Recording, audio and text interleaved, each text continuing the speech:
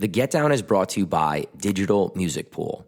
Digital Music Pool is the ultimate record pool for professional DJs looking for the hottest tracks and exclusive hits updated daily in an easy-to-use platform.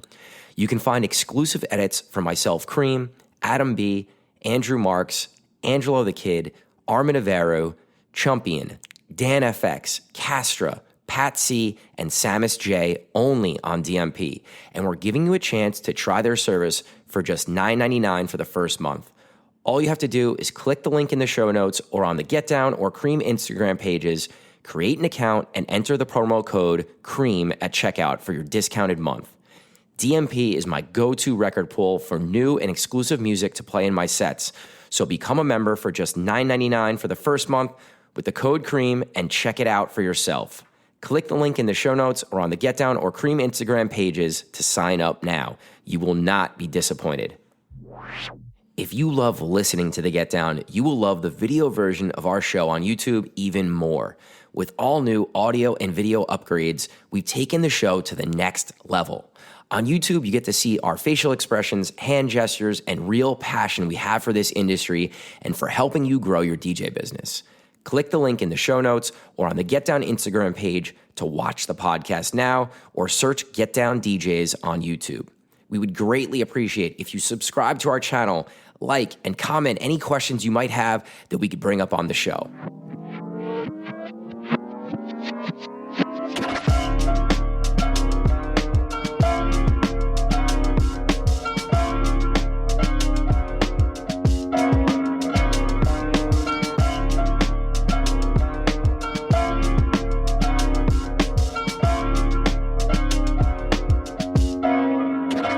All right, what's up, guys? Welcome to the 141st episode of The Get Down, brought to you by Digital Music Pool. My name's Cream. Gary W. here. It's been a minute. We took a little break here in December. This was all kind of part of the plan for us to take a little pause. Gary and I haven't barely spoken the last 3 weeks. I know it's been crazy. It's been a real time off here. It's been real time off. I feel good about it, man. It's been awesome. I felt like like when you go back to school after Christmas break. That's what it felt like today. I know. I was thinking about that. Man. I'm like, thank God I get to at least I can sleep in a little bit if I want. Whereas when I was teaching, it was shoot, you got to get up and go back to it today. Yeah. It's been weird. I DJ'd. I took a little break. My last DJ set was December 22nd, and I haven't DJ'd again until this past New Year's up at Vista in Mohegan Sun, which was awesome again. How did you feel about having 8 days, 9 days off? Because I usually do I'm doing 20 days between. I think mentally I felt like I wasn't going to be as prepared, but then I started my set and it was great. Okay. I felt good. I wasn't looking to figure out what to play. Those nights, though, the New Year's Eves, the Halloweens, those nights, they'll flow no matter what happens. You don't have to DJ for a month, and you'll be fine because the crowds are going to be into almost no matter what you play, they're going to be into it. Right, packed from Jump Street, everyone's drunk. Yeah, and it was interesting. I played the same spot last year for New Year's, and this year the way I've been DJing has changed a lot. Right. From the start or last New Year's to this New Year's, where most of my sets are heavily EDM forward. Right. I've kind of moved away from the more open format sets. I can still do them, that's how we started. But yeah, of course. Looking back, I'm I don't remember what I played. So I look back at my history and I'm wow, it was up and down, super open, played everything. And I kind of, that was what I thought I was going to do this year. And it's what I did. And it was great. And it's the right thing to do. I think if you're personally not a hard ticket seller and people are just coming for the venue, Yeah. And Vista's not feel that Vista's not an EDM forward venue. It's open format. It's bottle service and, you get all walks of life in there. It's way more open. Yeah. So it was good. It was good. I was missing DJing, so it was nice to get back on the decks. It felt good to miss it a little bit and not just be back in the saddle again after a couple days kind of thing. It was good to take a step away to then come back and appreciate it and miss it. I haven't missed DJing in a while, Yeah, I get it. I get it every once in a while, obviously. being so far removed, honestly, this is the first time in a while that like I don't miss DJing. Like I've been really enjoying being off. I texted a friend of mine and I said, I'm super happy I didn't work New Year's Eve. Like I'm watching everybody's video and I'm like, I have no interest. Yeah. I might never work a New Year's Eve again. The money's just so good. It's hard to say no. It's on a Monday next year, so you know I'm working. So there's gonna be a huge lie because it's on a like that New Year's Eve Monday money is different. Like that's a different type of paycheck. You know, you can That's I mean Sunday's gonna be great. It's gonna be great. What I said to my girlfriend, what I said to you was like, I'd prefer to not work New Year's Eve either at this point. I've done how many years in a row? I would love to be able to spend it with family, you know? Yeah. But working New Year's allowed me to take like 5 nights off that I would normally be DJing, you know, like a full weekend and then just one gig on either side of that full weekend off. So like I wouldn't, could I do it? Yeah. But of course, you know, I got to make my money for the month no matter what. So that New Year's big payday allows me to take some extra time off. So that's really one of the other reasons why. Yeah, definitely. It's a great night. It really is a great night from a DJ's perspective, no matter how you cut it up. You know, we all can bitch and complain about it, but it realistically is a great night. Like people are having fun. They're there to have fun. Everybody's there to party. You know, there's a point in going out, like we said in the last episode, like it's just a good night to play. Yeah. I think in Hoboken too, our home market here in Jersey, you know, all of our DJs were together at a venue in town, like lit for afties. I know. It looked great. I was jealous of that actually. It would have been nice. I haven't done that in a couple of years because I've been, you know, traveling for New Year's Eve. But I saw those guys and I'm like, man, I would love to like pop in and just say what's up to all the get down guys and the local DJs hanging out. Maybe we need to get down DJs afties for next year. We'll see. So we've been talking about what we wanted to do for our year-end show here for almost like a month. Like, what are we going to do? Here's some ideas. And we kind of finally decided to do sort of a mashup, so to speak. So I think we're going to start with talking a little bit. This is time for reflection, right? So we're going to start talking a little bit about like, what were our DJ stories and where do we come from? Where do we start from? We talked about this on the very first episode of the Get Down podcast, and it's been 141 episodes and however many years. And I think it'd be really cool for us to kind of go through our stories again for you guys to kind of get a better understanding of where we came from and what inspired us and motivated us. And, you know, then we can get into sort of where we are right now. And then we're going to kind of get into where we think we're going, both as DJs and as a business for Get Down, and kind of some, maybe not necessarily our plans, but just kind of like the vision for where we see our businesses going. Yeah. And I think at the end, we're going to close out and do like some best ofs, our picks of the year for, you know, best artist, best song, stuff like that. I think that's going to be a fun conversation, if nothing else, for you and me. Yeah, right. Exactly. So why don't you kick things off? Tell us a little bit about like, how did Gary W. start DJing? What inspired you to become a DJ? And a little bit about your career path. All right. So when I was in sixth and seventh grade, I was, I don't know. I was listening to hip hop records and people were scratching and doing all this stuff. And I'm like, oh, like this sounds cool to do. So how can I go and do this? I didn't know what a mixer was. I knew what turntables were, obviously, but I didn't know what a mixer was. And my best friend at the time is 2 years older than me. He's explaining, oh, you need a mixer to do this and all this stuff. And I'm like, how do you even know about this stuff? He's like, I think my dad's got an old one up at the bar because they owned a local bar. And so what I started to do is like, I started to garbage pick stereo equipment, right? And I would like invite my friends over and like I would flip between like the aux and the CD and that's how I would like DJ at the time, quote unquote. Fast forward about a year, my mom saw that I was doing this a lot. I learned a lot about like different musics at that time too, like because I would invite anybody who would come over, and they'd be like, "Well, why don't you play like this?" And this is how I broadened my horizons and what kind of music I knew. So like Baltimore Club was something that like had a friend come in from Jersey City. It was somebody's cousin, and he was hanging out. He's like, "You got to play this kind of music." It's like Percolator, Witch Doctor, all stuff like that.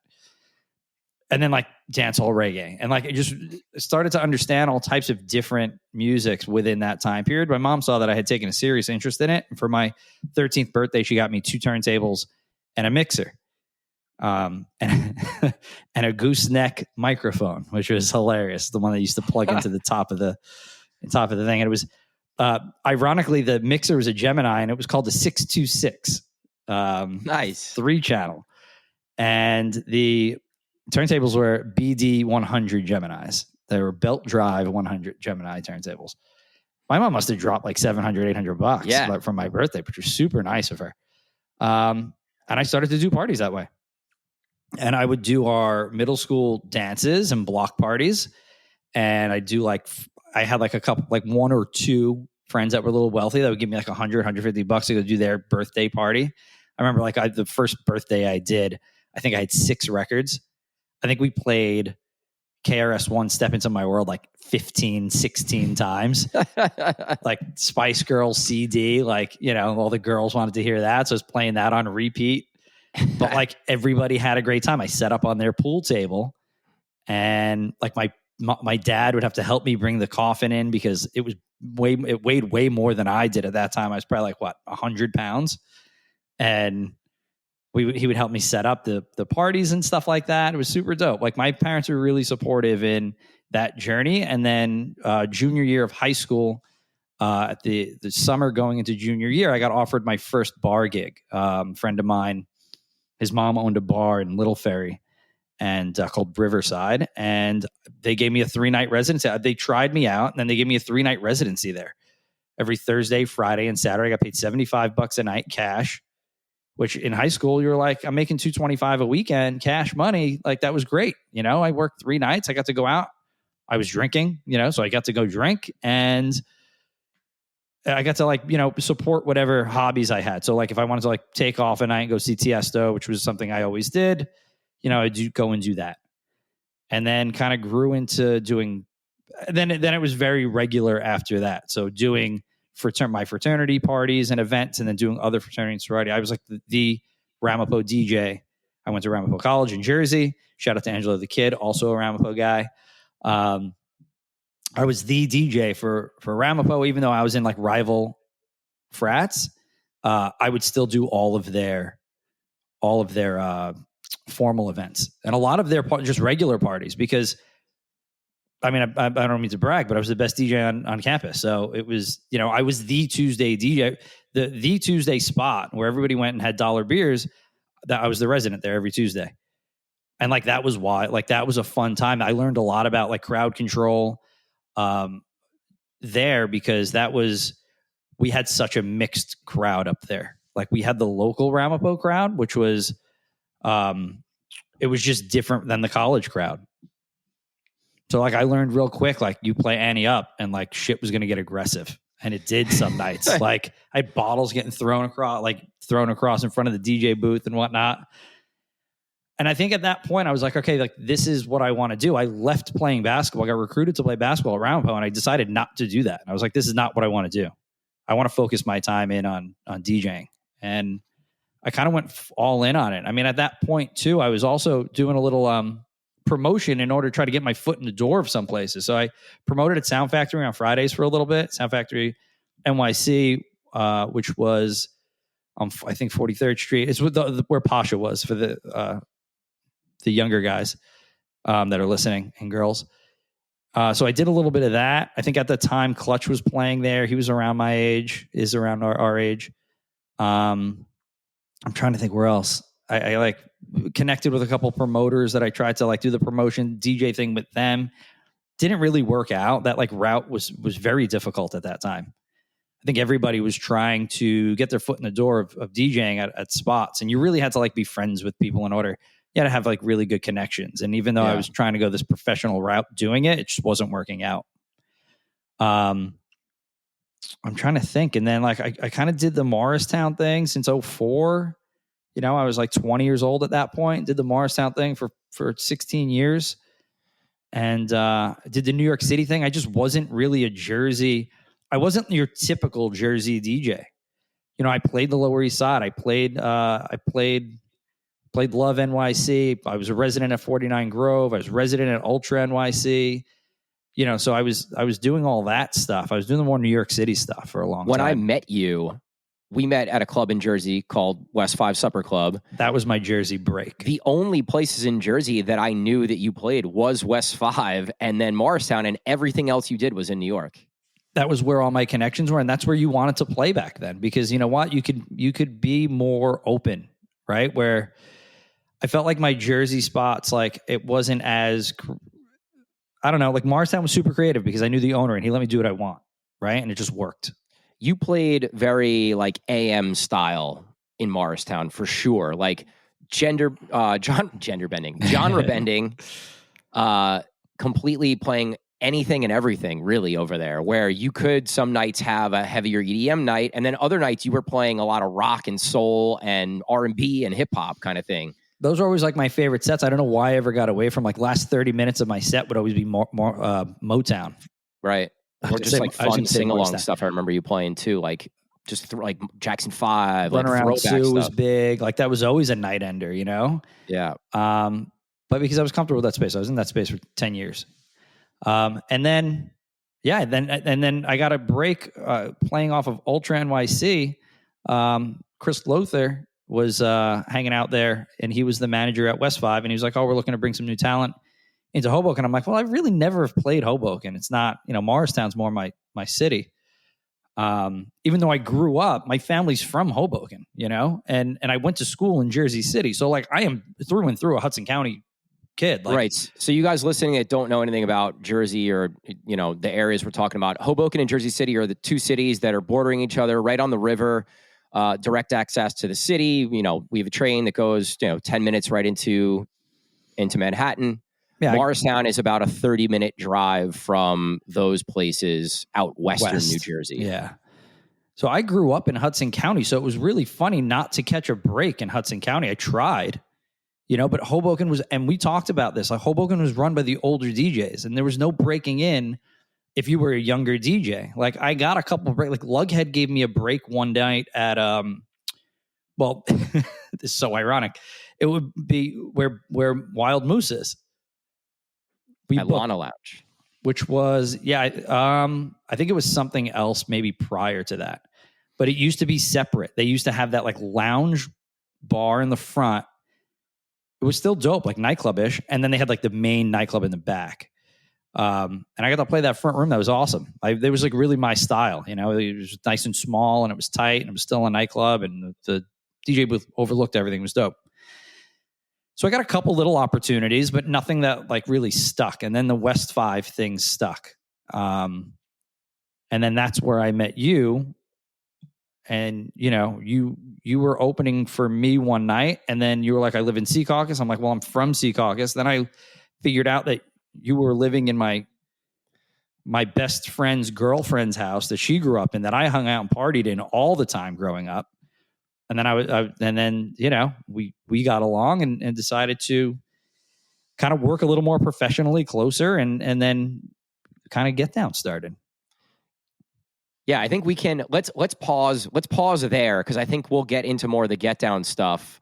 But I think where you and I met, right, at West 5 and started working together, the trajectories of both of our DJ careers changed a bit. And I think, so that's a good place to pause. I'll kind of run through some of my stuff, and then we can together talk about how we met, just talk about how we met, but how we kind of like really started helping each other, how Get Down started, and how basically like you and I helped each other fill our calendars and really take the DJ thing to another level for sure. Yeah, we could pause that from that night on. That was probably 2000, oh my gosh, 13 maybe? Yeah, 13, 14, 15, somewhere in there range, somewhere. I'd say. I would say late 13 or 14. Probably. Because 12 was, we were just still kind of starting to work in there heavy. And then I don't think that like, I was getting nights in there. It was like me, Carlos Melange, David S. Who else was playing in there? Toro. It was like all the radio station guys were rotating through there pretty much. I was the outlier. Were in there. There was like some New York City DJs that later went on to become big.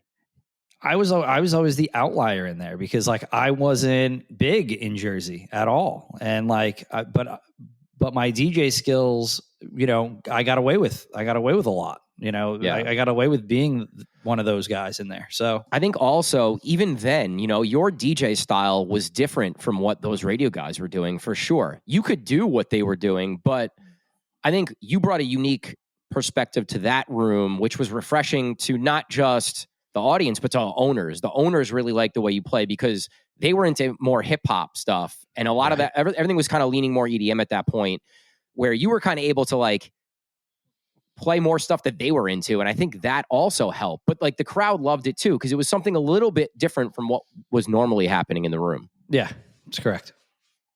So, yeah. All right. So my story, I guess it's a different path for sure. I started DJing later in my life than you had, for sure. I, growing up, was always really, really, really into music. My dad was in a band basically for his entire life. I think he was in a band up until maybe 5 years before he passed away, 3, 4, 5 years, something like that, before he got sick. So growing up, music was always a big part of my life because he was constantly playing and his bandmates were coming into the house, and a lot of classic rock, some folky stuff. That was a little bit of soul music, but more like classic rock is really what I grew up on. Listening to the radio with my dad in the car was always classic rock stuff. And I was into it, but like that wasn't necessarily what I loved. Like when I was growing up, I remember the first music that I bought and was like listening to was Nirvana and Pearl Jam and like Presidents of the United States and all these bands. And I tell the story, back in the day, there used to be these like CD pools where you would sign up for a CD pool. They'd send you like 20 free CDs or cassettes or whatever it was at the time. And I was getting all these alternative rock albums, and I ran out of I'm like, all right, I got 7 more albums to pick. Like, I guess I'm going to take whoever, like this R&B album or this hip hop album. And I started getting more into hip hop because of that. The Little Kims and Notorious B.I.G.'s and P. Diddy and all that era of hip hop. I think people our age all had a very similar trajectory in what they listened to. That was not what our parents were listening to, right? So like it was that same, like my first album ever was Pearl Jam. It's funny you say that. My first CD, that I should say, was Pearl Jam. So yeah. And then I was listening to all that same stuff. So it was all same probably time period, like 92, 93, 94, and then or 95, and then 96, 97, 98 came the Tupacs, the Biggies, the Puffies, the Locks, all that stuff. I was in my mom's attic the other day, and I have a shoebox filled with all the cassettes that I used to listen to when, I don't remember who bought it for me, but somebody bought me like one of those like Sony radio boombox things. And I would listen to Hot 97 and 92.3 and whatever else I was listening to and recording my own mixes. But I was also listening to all these cassettes, and I had the most random shit like Metallica, Earth, Wind and Fire, like wow, Boys to Men. Boys to Men was trying to think, like such random Billy Joel, like the most random shit. It was the most random collection of music in a shoebox. But I was listening to all that stuff when I was younger. But it was cool because I was able to kind of figure out, like, I'm listening to all this stuff. I love music. My dad loves music. My brothers are now like playing instruments. I never got into playing an instrument, but I still love the music, right? I was always listening to music. And eventually, like, as I got older, LimeWire and all these different things started popping up where I can go and download all this music, and I could go get the backlog of all these hip hop artists that I'm now getting into. And I fell in love with hip hop, like absolutely loved it. Not just the commercial stuff. That's what first got me into it, but then really digging more into like the backpack rap, and just digging super, super deep and like shutting my brain off to everything else. Like only hip hop is what I cared about. And I was just really inspired to try to start making my own stuff. So like I said, I was recording these little mixes from the radio where you had to sit there and hit record and wait for the radio to play this next song and like be like, hear 1 or 2 notes and be like, oh shit, hit record for the next track that I want on this cassette player or whatever, which is funny. But that kind of turned into me making mixes on CDs for my friends. I was digging super deep and creating these like 15 track, what I was calling cream mixes even back then. And I started selling them in school. And so people got to know like, oh, Cream, when's the next Cream mix coming out? And it was all hip hop. It was all like a mixture of commercial and underground. So yeah, and I was making the mixes for like our basketball team. But again, like you said, I didn't have the DJ equipment. I was in like Audacity trying to like figure out how to like put these two songs together. And I was in Fruity Loops, like trying to make my own music and like making shitty hip hop songs. It's interesting you say that because it's like that's the side of it that I never ventured down because I was just making live mixes, Right. And had been making live mixes for so long, like since freshman year. Me and my friend Chad would sell out of my locker for $5 a mix, and that's how we'd hustle. Yeah. I'd give him $2 and I take 3, and that's how we made a little bit of scratch on the side in high school, and that kind of continued all throughout. And then you coming on later and being a little more raw, it gave you the naivete almost to like, oh, let me try this other stuff, before actually applying it to the DJ equipment. Yeah. So yeah, like I don't know why I sort of know why, because DJ equipment was crazy expensive and everything I was using was free. Audacity was free, LimeWire was free. Like I wasn't paying for anything. And I never asked my parents. I never looked into buying DJ equipment. It never really crossed my mind. I was like cool with just trying to learn how to produce and messing around with the beats and stuff. So to fast forward a little bit, I went to college. I went to James Madison in Virginia. First person I meet, this dude, Rich Frizel, who we instantly clicked because he loved sneakers and he loved hip hop music. And he was from New York and we were in Virginia.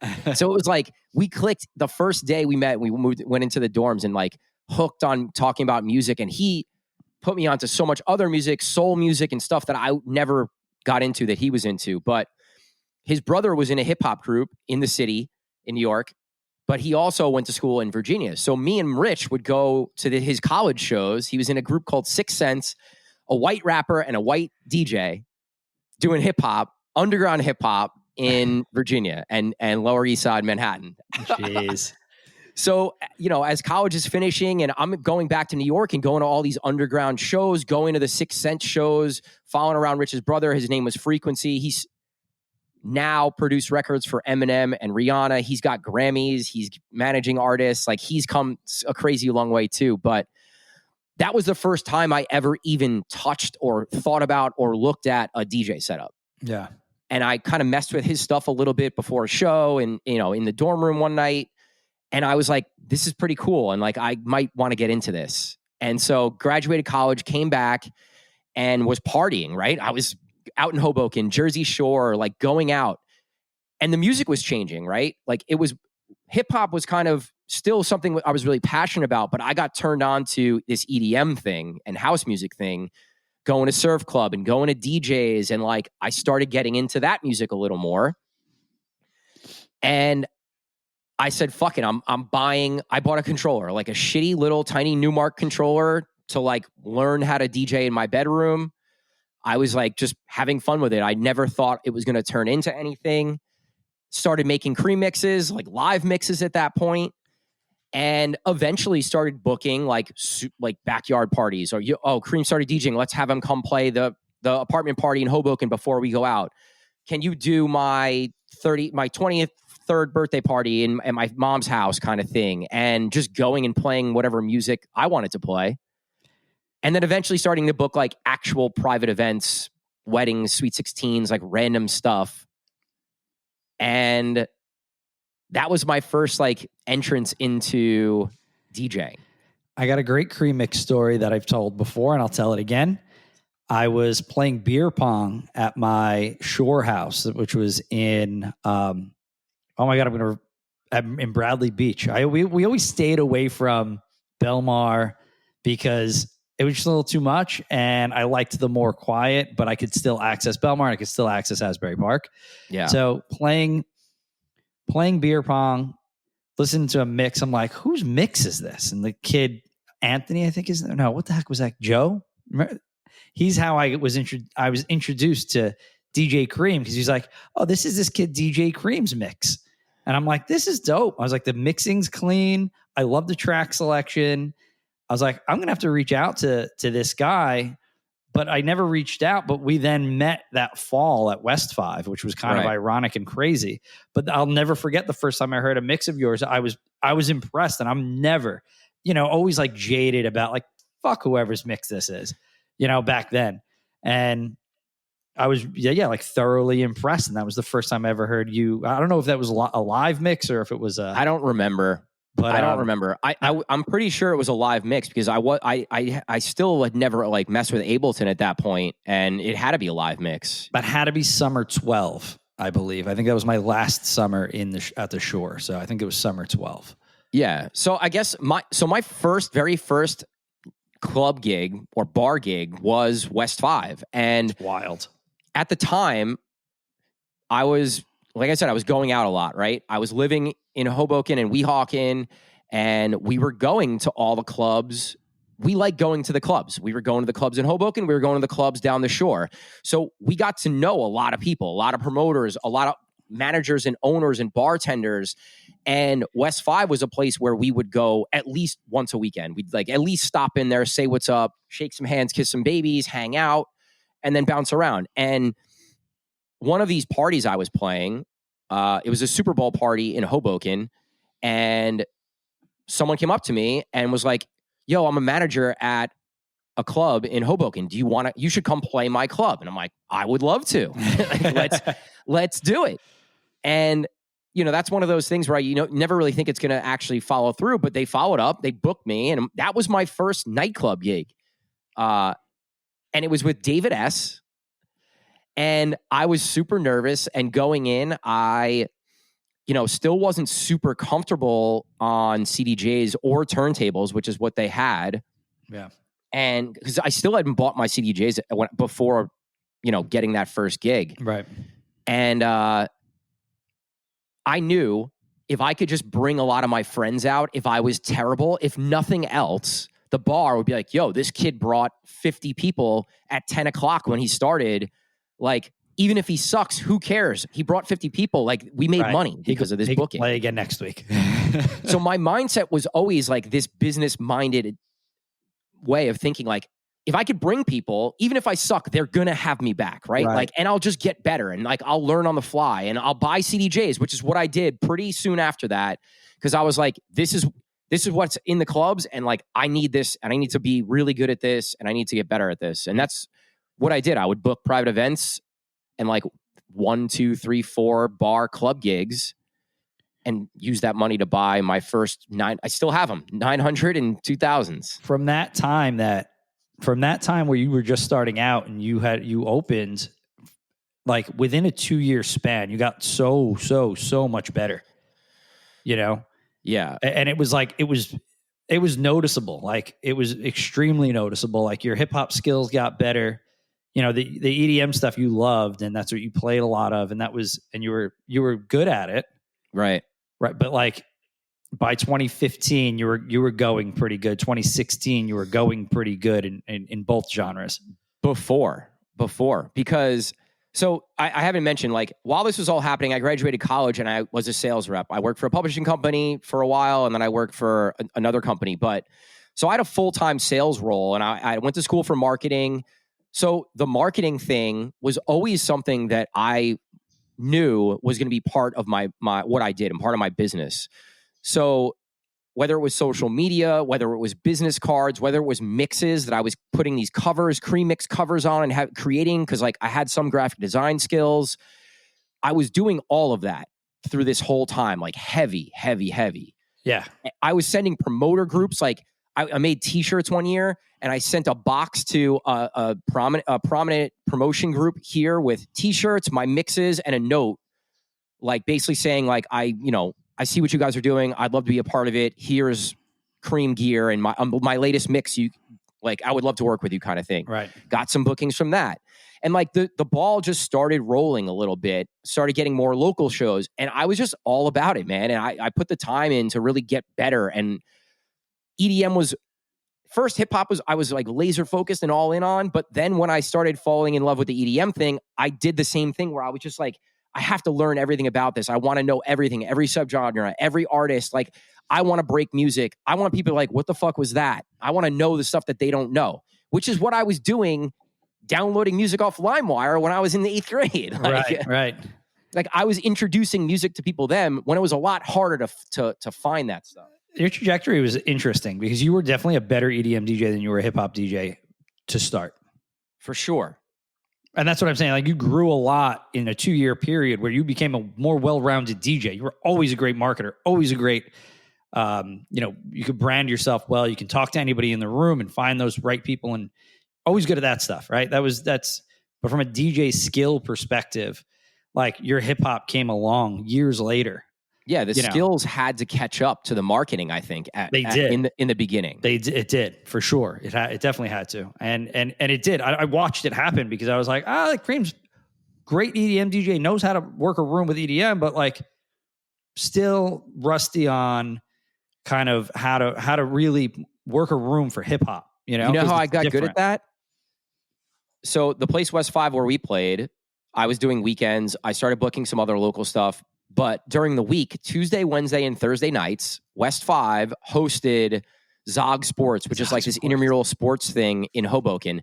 They paid me, I think, $125 or $150. $150 for sure. But I played every Tuesday, Wednesday, Thursday to a room of probably 50 people playing beer pong and flip cup and whatever else, all genres. And like, that's where I got better, honestly. Just going and playing these lighter rooms with people that weren't normally going to West 5 all the time to hear EDM and stuff. I had to play everything. And that's kind of where I learned. I taught myself how to play turntables during that time. So like $125 every Tuesday, Wednesday, and Thursday. I'd probably do 2 of those, and you did the other one. I would do one, and Aldez would do them and too. And Aldez would do one. We would be the 3 that would rotate it. So yeah, I mean, it was great for practice because you could test records out for the coming weekend, or in your case, just work on your skills, whatever they might have been, because you had been DJing for such a short period of time. Yeah.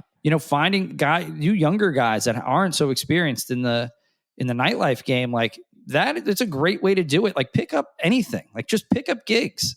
It's a great way to just tighten your skills up, because being in front of people, I don't care if it's 50 people in a room, you still have to play the room, right?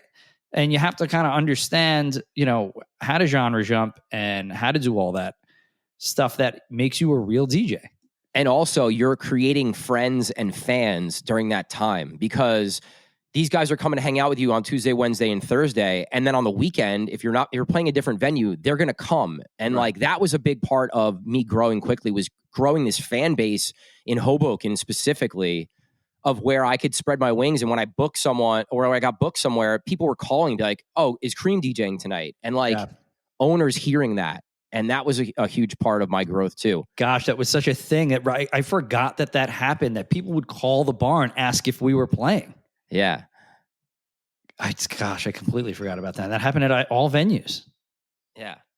So the last thing I'll say before we get into the get down stuff is just, also during this time, I taught myself how to make DJ edits. And the reason why I did that was because I was opening for all these big artists, not big artists, but big local DJs and some regional DJs. And I got to watch them work every single weekend, like seeing how do they intro?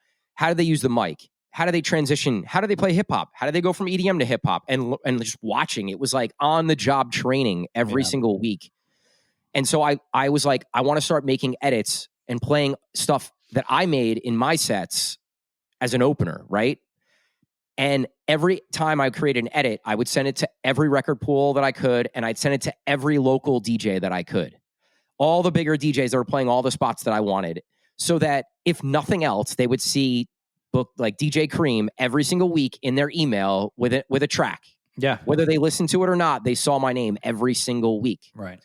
And what would happen would be the DJs would come in and I'd introduce myself, be like, "Oh shit, you're Cream. Like, I have a whole Serato folder of your edits that you've sent me over the last 2 years." Yeah. You always made solid edits. They were, whether they were intricate or not, they were serviceable. They were good, and you could play them. And the way you did it, you made it so you can play them in that like 11 p.m. hour. Right. They weren't all peak hour bangers. They were like where everybody at that time really struggled to start to build energy in the room. It's always the hardest part of the set, right? You don't want to go super hard yet, but you still want to have some energy and stuff that people know. And that's where you found your sweet spot in that area. What we call like the 11 p.m. build up stuff that was pop and energetic. So yeah, man, like our journeys collided at West 5 and we became friendly and became friends and we started making edits together, which was fun. And like some of those edits looking back, like went crazy. Like Skrillex and Diplo played one of our edits and all these people were like playing some of our stuff. And we, you know, I was throwing parties at my house at the house in Sea Caucus that you had talked about a little bit earlier. And you were coming over and DJing those and it's kind of funny. We weren't like super close until we started to make music together. Right? Like we knew each other professionally, but then you'd invite me, hey, want to like come over and make an edit. And like, so we'd bang out a day of just making edits and then go have lunch or whatever it might be. Yeah. And like, or like I had a DJ room at the time. So we would come and like DJ or trade music or whatever. Right. True. And I had a pool. So I'd be like, yo, let's bring your, let's go to the pool after or whatever. Right. So we just started, we connected through music and became friends. And, you know, as we'd be sitting at the pool, we like talked about how we could help each other, right? You were playing all these rooms and I was playing some other rooms. And it's like, well, can we help each other get into these other rooms to fill our calendars? It's interesting because hearing the two stories and like I played Morristown, New York City. You had your connections in Hoboken and the Shore, and it was completely different. Yeah. Like it was like at that point, you have all of the small markets in our major market covered. So it kind of was perfect. It was a good way to introduce you into that Morristown market and then also the New York City market. And then I got to start to play more Hoboken. And I never played the Shore. It's not something I ever did. You helped me get into New York as well. But the first time I ever DJed in New York, and I want to say this because it's funny, but so I had met Ammo through West 5. I was opening for him there, or maybe Teak or one of the spots in Hoboken. And he hit me up one day and he's like, yo, I need a DJ in the city at this place called The Diner. And I was like, oh, well, what is it? He's like, it's a diner in the meatpacking. So meatpacking New York City at the time was where everything was happening. We played a bunch of stuff there back then. Yeah. He's like, my boy Nick Russo does this after party. It's from 12 to 5 or 4 or whatever it was. He's like, he's got CDJs, just show up and go play music. And I'm in a diner. That was wild. And it was like everybody would leave the clubs and go to the diner and they would have a DJ and it would be me. And it was like super unique and interesting and different. But, you know, Ammo is booking everything in New York. Name a club and Ammo's involved and Dream Hospitality is involved somehow. So it was like a great person to meet. Yeah. And Nick Russo had his booking agency for a long time and he was helping me. Like, it's just funny how shit works. Yeah. That was a wild gig. I remember going there and being like, this is it? It's like really actually a diner. It's like this. Yeah, it's a diner for real. Like a real diner. Oh man. That was my first New York City gig. That's hilarious. And then obviously that relationship helped me get into some really good rooms because they were involved in some really good clubs in New York City and I would go open and close. And like, it wasn't for a lot of money, but it was playing the best rooms in New York. Yes, and that's where when we were at that point working together more and more, and that's kind of when we turned to each other and said, you know what, like we've had 2 or 3 places reach out and ask us, like, do you have a guy on Saturday? Do you have a guy on Friday when you're not playing? Does he play like you? Like, yeah, that's always the big one. Does he play like you? Yeah, I need somebody that's as good as you. And I mean, that's when like Angelo the Kid was playing Pilsner House for us, you know, and then that started to kind of roll a little bit. Like the ball started to roll a little bit in getting a couple more rooms. I think you were resident at Tally Ho at that point. Antique, you know, we had Sona 13 in Morristown. West 5 was still hanging on somewhat. Yeah, and you were playing at the W Hotel in Hoboken. You helped me get in there. Ainsworth. You introduced me to Ron Rodrigo, big promoter in the city who owns and runs Rated R Entertainment now. Yeah. So like we used our networks to help each other, right? And we were like, we realized really quickly that DJs helping each other, which was something that never happened in our market or rarely happened in our market, where everyone was like fighting for all the gigs. We realized that if we stuck together and helped each other and brought each other into our different rooms, number one, we could fill our own calendars. And eventually these venues started trusting us to bring other DJs in, like Dramos and Tonesetta and UFOso and Brian Arguello and a lot of DJs that still work with us who were there from the very beginning of what Get Down was before it was Get Down, you know? Right. We were just kind of all helping each other out. And then it became more of this business-minded thing, but that was never the intent, right? It was never the intent to be like, oh, we're going to make money on this. I think when the first time that we spoke about it, I think it was like, well, you know, if we made like an extra $50 a weekend, that would be cool. Like, you know what I mean? Like if we booked like, I don't know, let's say we booked 5 extra people a weekend, like that would be phenomenal. Like, and I said, you know what, I'm going to talk crazy and like 10 would be great. 10 gigs would be great a weekend, you know? And now this year we had a weekend where we did 90. So it doesn't always start with intent to make money. And a lot of times people are successful when they start out that way because it's more of a passion. You're there for a different reason than money. I feel like when you show up for money, then that's when stuff kind of can go awry. And you're not there for the right reasons. And, you know, coming at this business with that attitude, without even knowing that it should be a business, I think that was just kind of let it happen organically. That's the true meaning of, I think, letting things happen organically.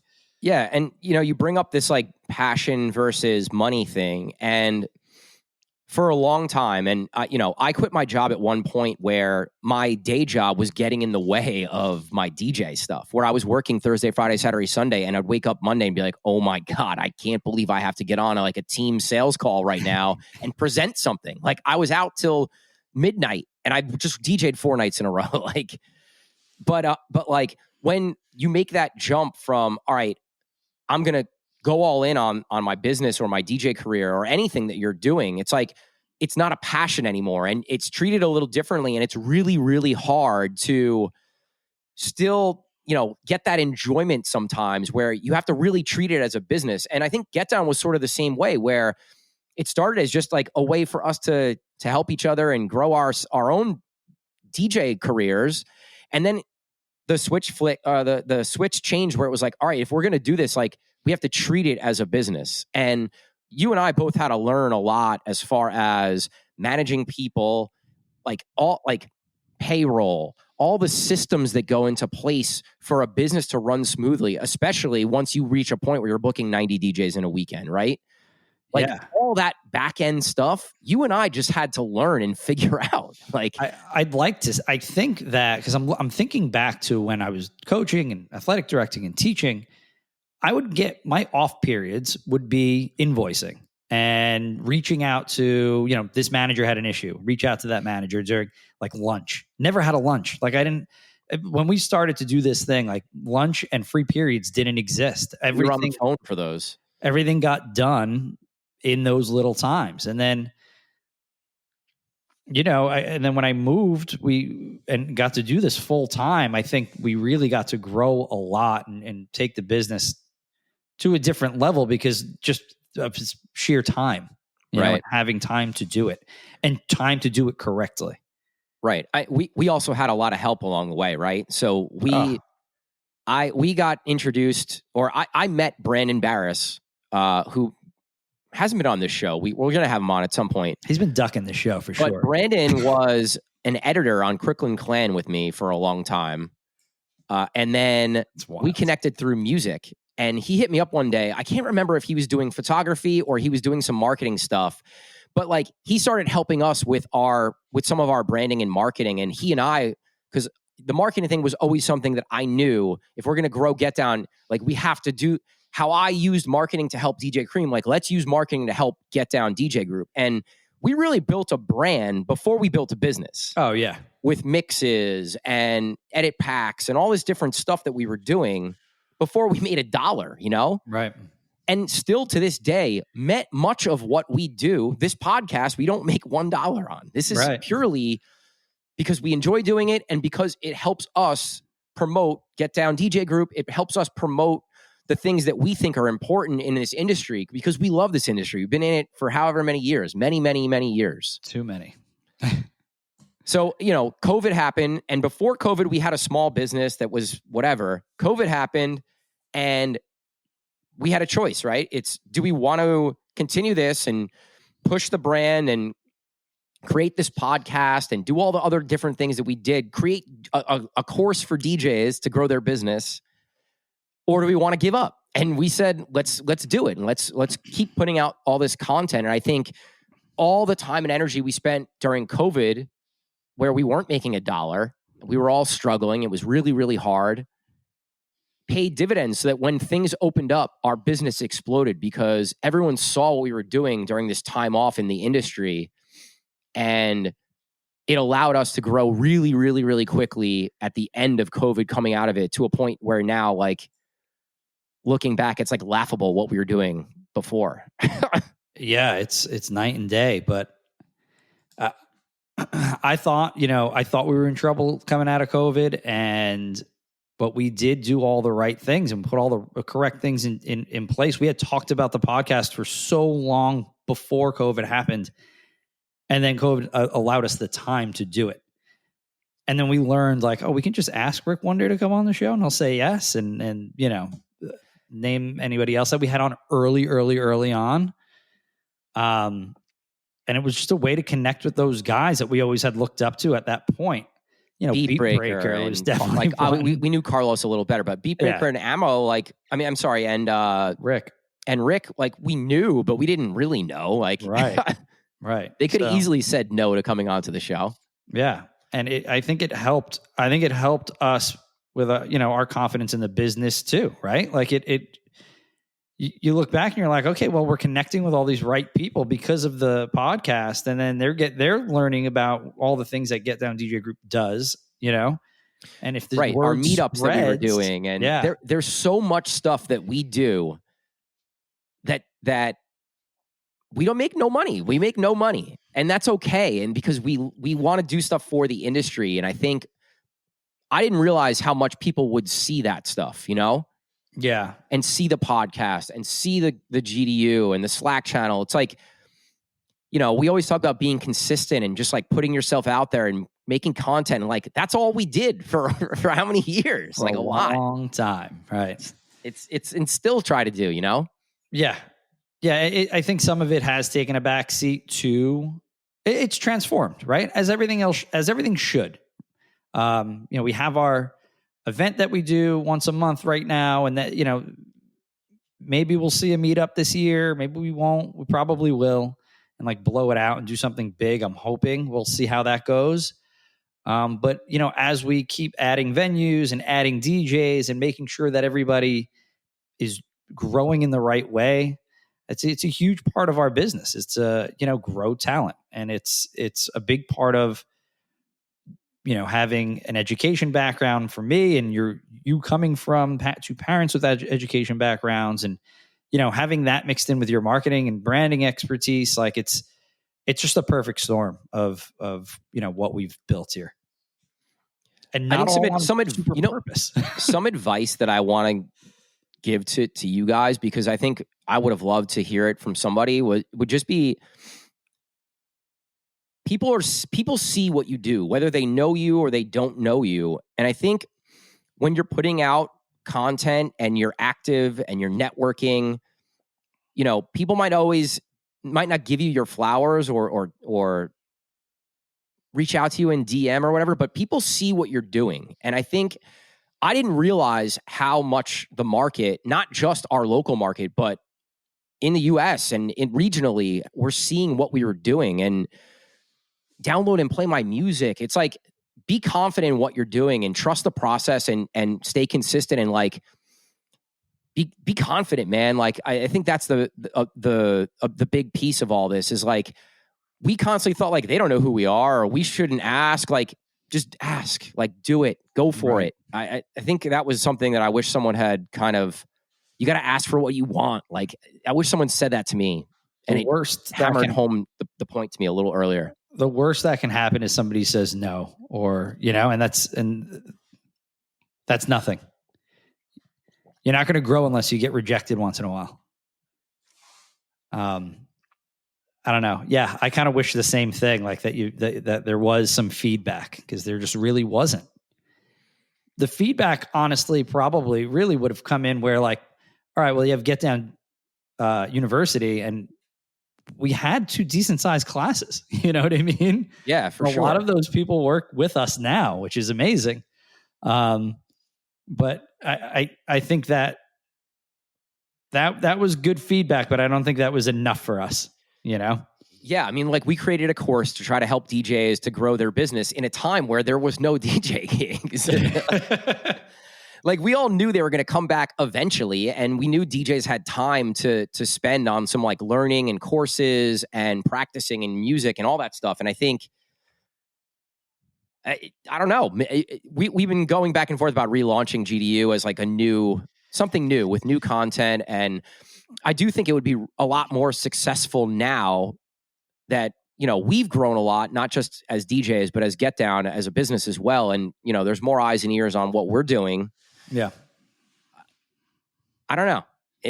We're talking about, like, where we're going. Like, that might be a place where we're going, right? Relaunching Right. Get Down University. What are some other things that, like, where do you see the business going, or where do you see us going for Get Down?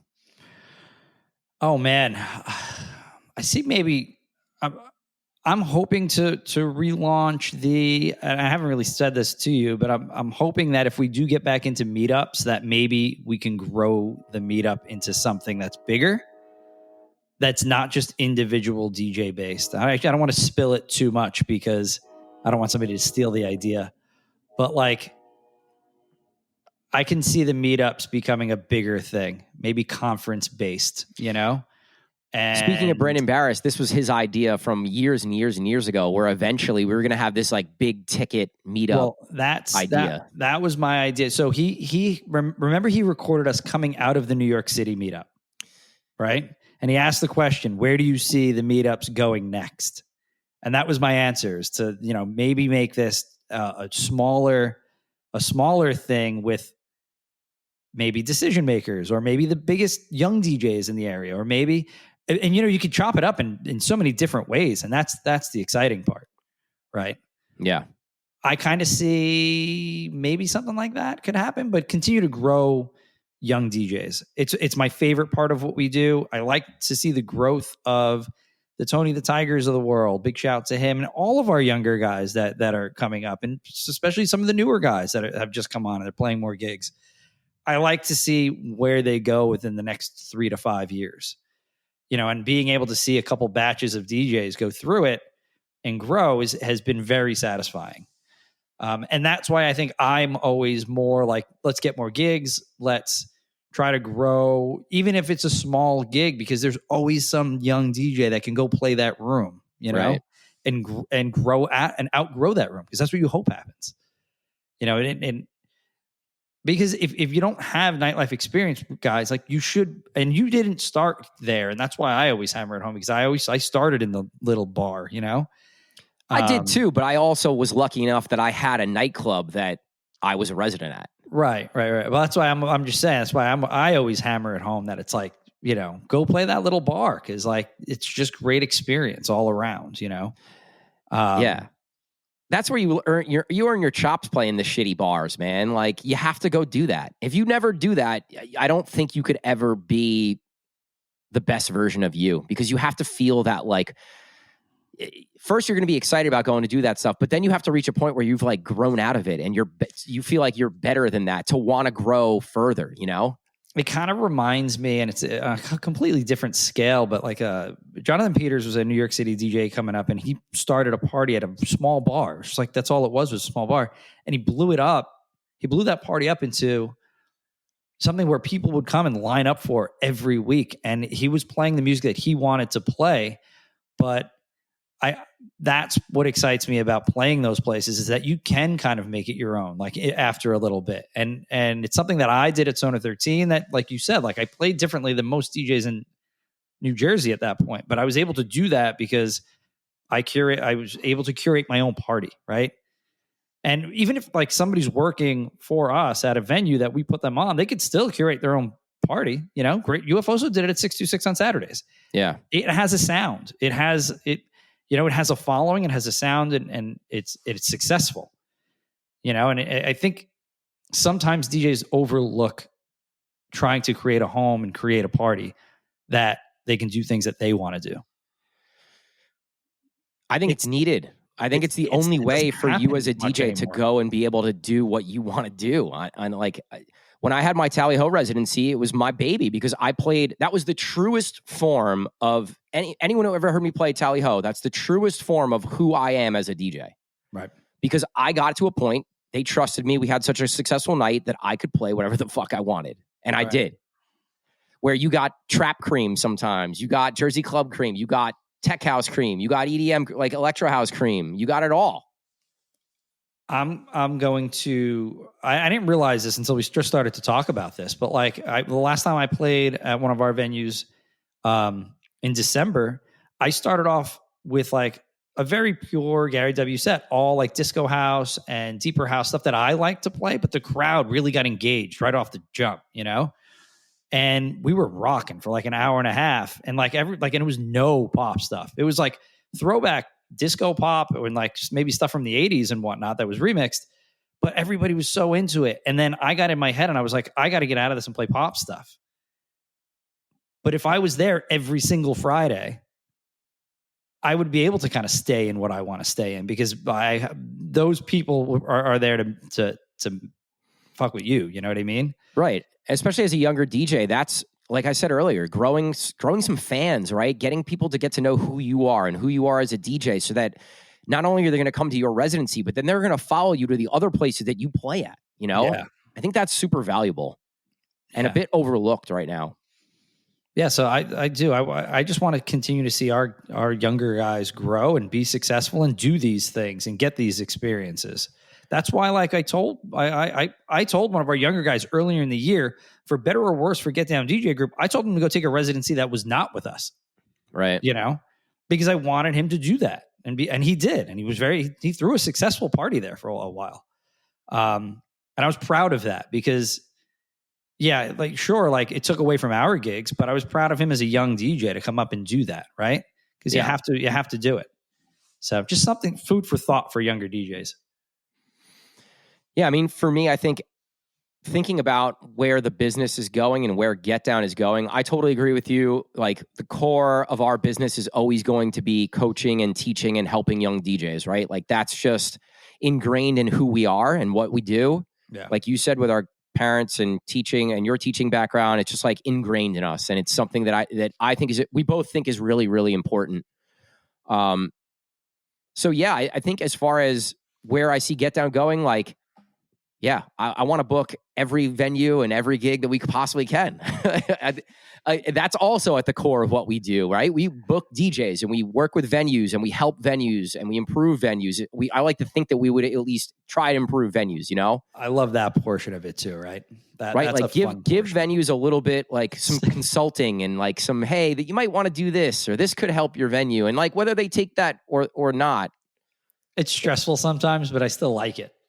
It's something that's part of what we do. And, I'm always like, how can we grow? How can we get bigger? How can we do something new? So, yeah, there's areas where we can grow into. And I think that's going to be a lot of kind of where I spend my time this year, and growth into other markets as always. Right.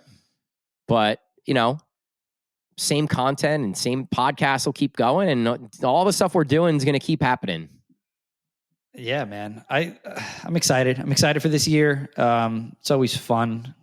It's always fun to start a new year and kind of start anew and hopefully gain some new venues and establish new relationships. For sure. So, all right, I'm gonna throw a curveball. We're gonna take a pause here, and we will be back, and we'll go through some of our 2023 picks, I guess we'll call it, or awards if we want to call it that. Yeah, I like it. But all right, we're going to pause here. We'll catch you guys in a few. All right, guys. Thanks for listening to the Get Down podcast. If you enjoy our show and find the topics entertaining or helpful in any way, we would greatly appreciate if you could subscribe, rate, and review our podcast wherever you listen to it. We want to help more DJs, and subscribing, rating, and reviewing the show is the best way for us to do that. We appreciate all the love so far. Thanks for listening, guys.